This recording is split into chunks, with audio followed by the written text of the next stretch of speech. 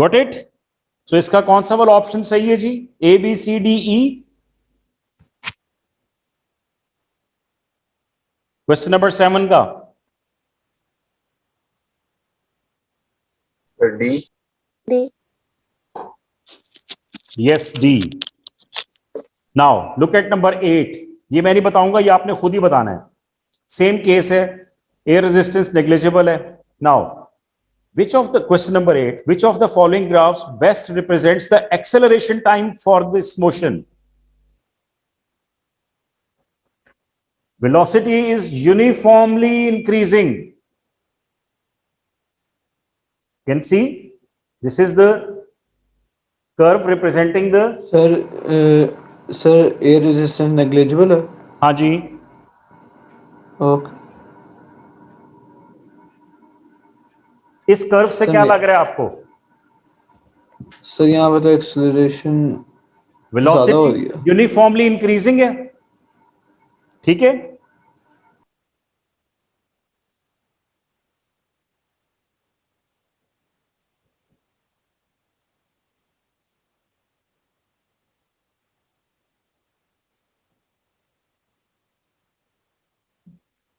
Velocity is uniformly increasing, so acceleration is Using acceleration is zero, uniform यानी constant, और increasing. तीन आ सकती हैं options. A is zero, A is uniform और same और constant, और ए इज इंक्रीजिंग। आ जाओ, तीन ऑप्शंस हो सकती है ना। एक्सेलरेशन जीरो हो सकती है यहां पे जब वेलोसिटी चेंज हो रही है, इंक्रीज हो रही है तो।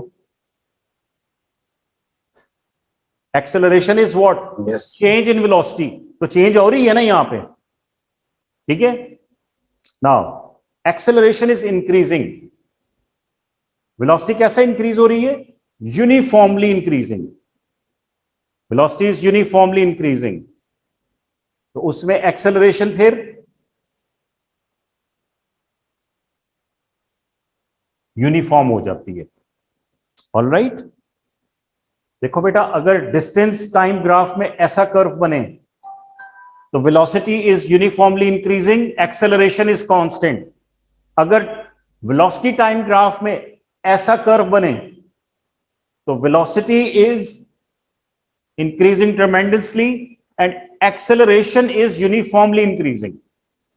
ओके, जैसे ये वाला केस था, ये वेलोसिटी टाइम ग्राफ था ना, तो इसमें एक्सेलरेशन कांस्टेंट नहीं थी, इंक्रीजिंग थी। इस केस में यहां तक कांस्टेंट थी ना, क्योंकि वेलोसिटी इंक्रीज हो रही थी। अब ये वेलोसिटी इस तरह से इंक्रीज हो रही है, तो दैट मींस यूनिफॉर्म एक्सेलरेशन है। ऑलराइट बेटा, समझ में आ रहा है? Any questions? Yes, yes. Ashal, Hadia, Haris, I am sure आप लोगों को बहुत समझ नहीं आ रही होगी। सर कल वाली इतनी अच्छी आई थी, सर, आज इस वाली वाले तो मेरा का कॉन्सेप्ट ही ये हिला है ना। दिया। बेटा आज जरा डिफिकल्ट वाले ग्राफ हैं, ये उन बच्चों के ग्राफ हैं जिन्होंने पिछले साल भी ये पढ़ा हुआ है। चलो जी, अभी जिन्होंने पिछले साल भी पढ़ा हुआ है ना, उनका जरा टेस्ट है नंबर 9, जो मैं बॉल वाली एग्जांपल दे रहा था। A ball is release from rest and falls freely in on the floor. ऐसे ठिप्पे लग रहे हैं उसके, टिप टिप टिप, टेनिस बॉल के, ठीक है। It then rebounces to the same height. Which one of the following graphs best represents the variation of velocity with time for the whole motion? A, B, C, D, E. सोच के बताना है बेटा। चलो शाबाश। आप लोगों को पता है ना आज फ्राइडे है, तो आज क्लास बंद नहीं होएगी, चलती रहेगी जब तक आप लोग आंसर नहीं दे दोगे मुझे सही। चलो शाबाश। और सब बच्चों ने अपनी अपनी चॉइस बतानी है। कोई ऐसा बच्चा आज खामोश नहीं रहेगा इस क्वेश्चन पे, चाहे उसके सिग्नल्स आ रहे हैं या नहीं आ रहे हैं। अगर सिग्नल्स नहीं आ रहे तो चैट बॉक्स में अपनी ऑप्शन लिख देना। चलो जी, सब ने बताना है, सोचो।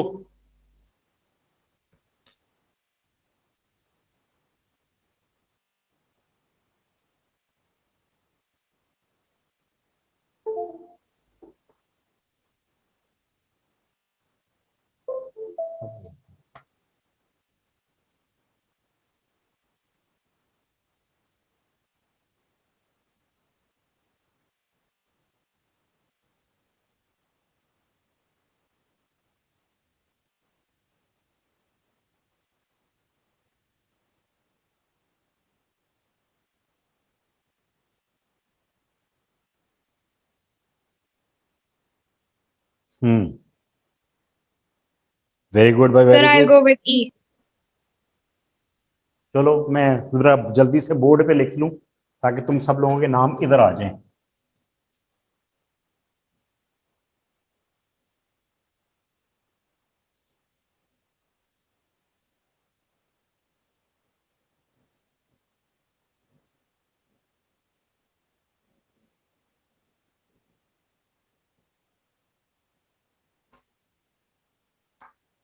हाँ जी, ए कह रहे हैं नेहा, और किसका है ए?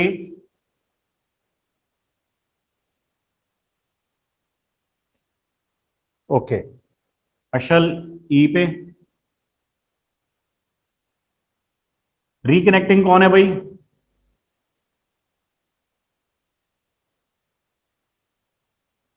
समरीन भी ई पे।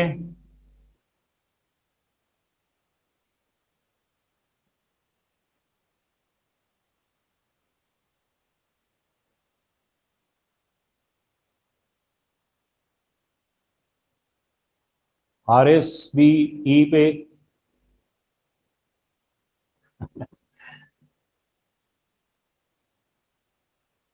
जी Ali but, I am waiting for your answer. Areeba your, Neha आ गया। अरहम, शाहिर, बताओ बेटा सब लोग।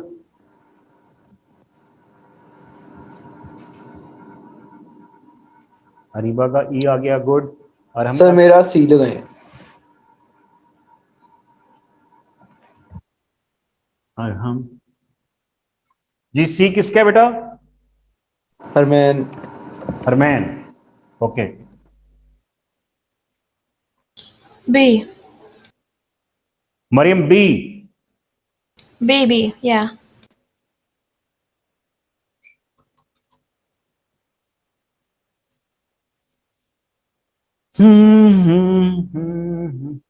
शाबाश शाबाश, जल्दी बताओ। और कितने बच्चे रह गए हैं अभी? चलो, जिसने नहीं बताया मैं उसको रिमूव कर रहा हूं लिस्ट से। सनी भाई आपने नहीं सर डी। बताया। शाहिर का भी बी आ गया। सर डी है। डी?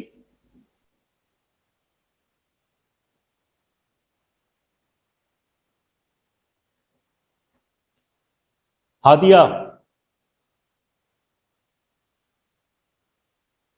रिमूव होना शुरू हो जाओगे अब, बता रहा हूं। Sir, I'm still thinking. अभी सोच रही हूँ। कम सोचना है बेटा, ज्यादा बताना है।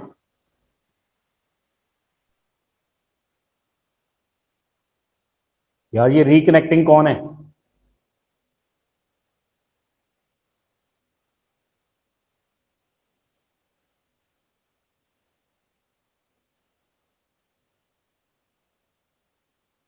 All right Neha, I am just waiting for you. A B C D, oh sorry, Neha कह रहा हूं, हादिया। नेहा ने तो बता दिया होगा। Come on. E then I guess. E, चलो जी, you are going with the majority. Yeah, because I'm not so sure. I am glad that there is at least one intelligent boy in my class. Excellent, Shahir. You got the star. Thank you sir. जी, सारे बाकी के जितने प्यारे बच्चे हैं ना, जरा गौर से देखें डी को। That is the right correct option. But why? Why D is correct and rest all are wrong? This is the main question. मैंने कहा था ना, ये जो बड़ा वाला ग्रुप है, अशल, समरीन, हारिस, अरीबा, अरहम, हादिया, इन्होंने गेंद के ठिप्पे ही बताने हैं मुझे। वही हुआ है, देखो वो टिप टिप जैसे बॉल करती है, वैसे ही तुम लोगों ने ग्राफ देखे।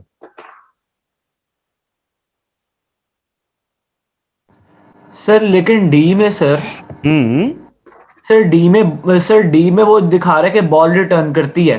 सर उसने ये नहीं पूछा, सर उसने कहा कि वो वापस उसी हाइट पे बाउंस बैक करती है। तो सर मेरा ख्याल तो है कि सी बनता है, क्योंकि सर वो वापस जीरो पे नहीं उसने दिखाया हुआ।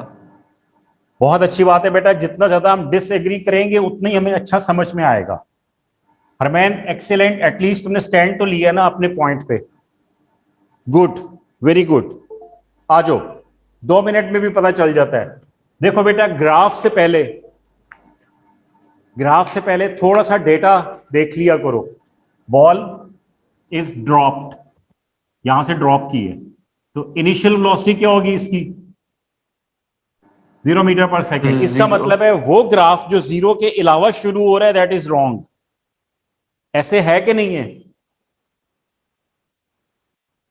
सो इसमें से Yes, किस sir. ग्राफ में वेलोसिटी 0 नहीं आ रही?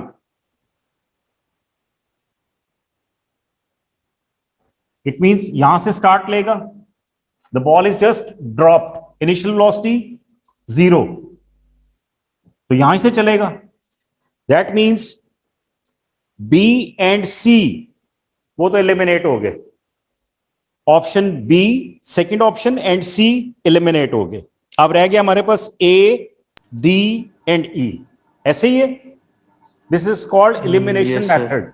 आप रॉन्ग Yes, वंस sir. को एलिमिनेट करते जाते हो और जो बाकी रह जाते हैं उन पे आप कंसंट्रेट करते हैं, फोकस करते हो। आ जाओ बेटा, अब हुआ क्या? बॉल ड्रॉप हुई, जमीन के करीब पहुंची, इधर एक फ्रैक्शन ऑफ अ सेकंड पहले उसकी वेलोसिटी कुछ भी होगी, final velocity let's suppose v होगी, ठीक है? और उसकी डायरेक्शन क्या थी? डाउनवर्ड। Yes, sir. तो अगर आप डाउनवर्ड को पॉजिटिव लेते हो, डायरेक्शन को,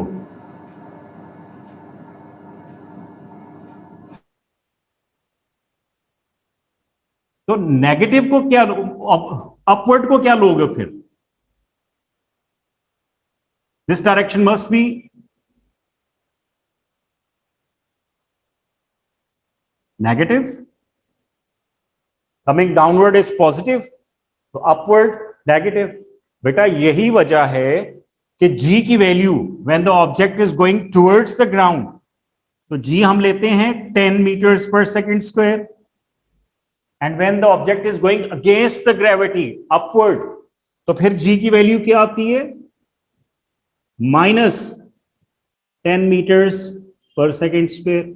ये माइनस क्या रिप्रेजेंट करता है? डायरेक्शन। Direction. शाबाश। सर जैसे वो वेव्स में हमारे पास दो वाई एक्सिस को हम नेगेटिव में भी लेते थे, इसलिए लेते थे क्योंकि पार्टिकल्स की ऑपोजिट डायरेक्शन डायरेक्शन में दो मूव होती। करते थे, बिल्कुल, अपवर्ड एंड और डाउनवर्ड। बिल्कुल सही सोच रहे हो, शाबाश। I am glad that you are thinking like that. Okay जी, सो अगर डाउनवर्ड पॉजिटिव है तो अपवर्ड नेगेटिव होनी चाहिए ना। अच्छा जी, बॉल आई जी यहां पर और उसकी वेलोसिटी होगी लेट्स सपोज 7 मीटर्स पर सेकंड। मैं ऐसी एग्जांपल दे रहा हूं, ठीक है? 7 मीटर्स हो गए।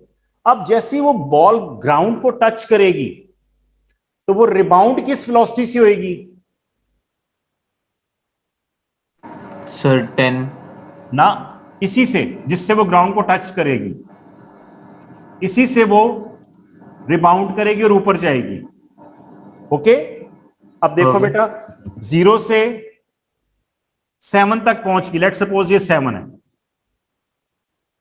ठीक है? ये पॉजिटिव 7 है, फ्रैक्शन ऑफ अ सेकंड इसने टच किया और अब इसकी डायरेक्शन क्या होगी? नेगेटिव। अगर बेटा ये पॉजिटिव 7 था तो नेगेटिव 7 कहां होएगा? यहां पे होगा ना नीचे। अब यहां से बॉल नीचे आई, टच किया और अब उसने ऑपोजिट डायरेक्शन में जाना है, तो इट मींस इसी फ्रैक्शन ऑफ अ सेकंड पे अब वो -7 से जब वो बॉल ऊपर जा रही है तो वेलोसिटी इंक्रीज होगी या डिक्रीज होगी?